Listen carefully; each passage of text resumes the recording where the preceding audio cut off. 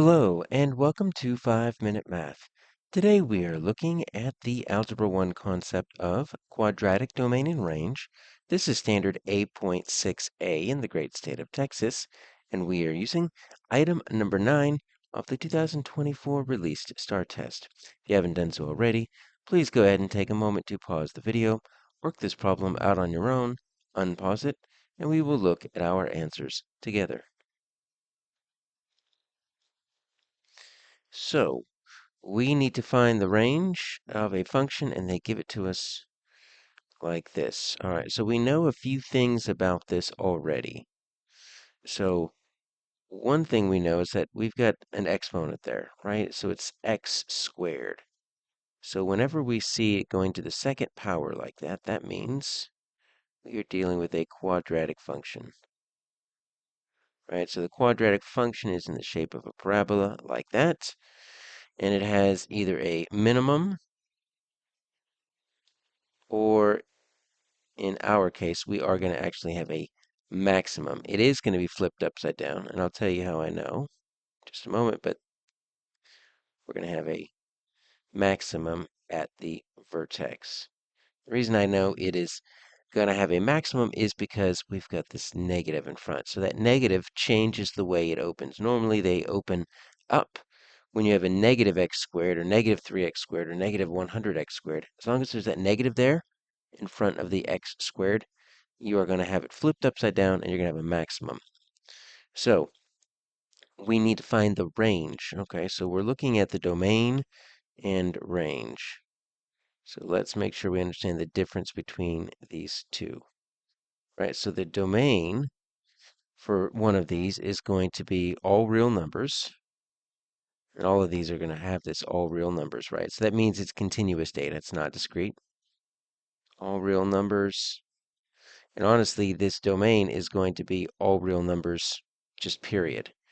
Because when we're dealing with these parabolas, right, if we zoom out infinitely more, we're going to see them start getting a little bit bigger, a little bit bigger, a little bit bigger. They never stop. It's infinite. There's no endpoint, which means eventually they will continue to expand left and right forever.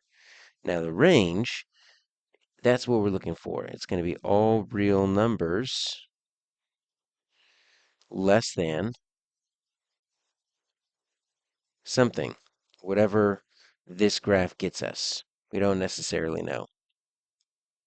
But the reason we know that is because it's going to have a maximum, and then it's going to have, as many numbers as needed below that. It also never stops, right? It's infinite. So all of these never stop. So here's what's interesting, right? Take a look at this. All real numbers that are greater than or equal to, greater than or equal to, greater than or equal to.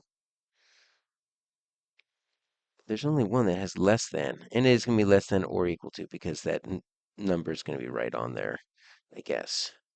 So, I mean, I'm already thinking D, but let's verify. So let's get our calculator out. Let's get Desmos out. And let's look at this. So go ahead and we're just going to put a negative x squared, right? See how it automatically makes it flip up and down? Plus 60x. All right, so now it's going to be really big. So we've got to zoom out. Look at that. Oh my goodness. All right. So there it is. Where are we? We are right there. Look at that. We have a maximum of 900, which means that the range, which is always going to be the y-axis, it's not going to go above 900, and it's going to be infinitely below, right? If we keep zooming out, it's just going to look like a straight line basically, but it's never going to stop. But we're at the, at the negative 100,000 already. All right. So we definitely are going to get this all real numbers less than or equal to 900 because this is our maximum, and then it's just all numbers below. So the range is always your vertical, the domain is always your horizontal. So we could have figured it out without the graph, but it never hurts to put in the calculator. Our answer is D.